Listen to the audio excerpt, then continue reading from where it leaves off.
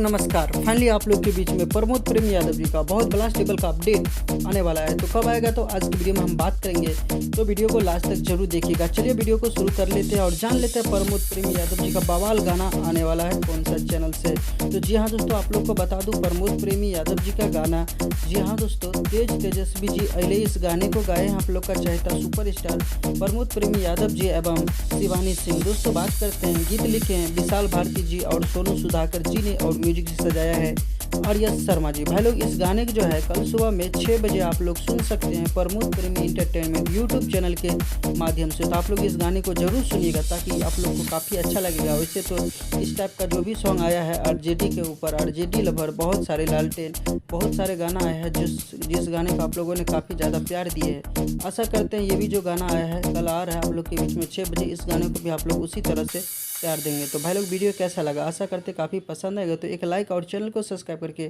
घंटी वाले बटन को जरूर प्रेस करेंगे ताकि भोजपुरी का कोई भी अपडेट आए तो सबसे पहले आप देख पाएंगे। धन्यवाद दोस्तों, मिलते हैं फिर से एक नए वीडियो के साथ कल।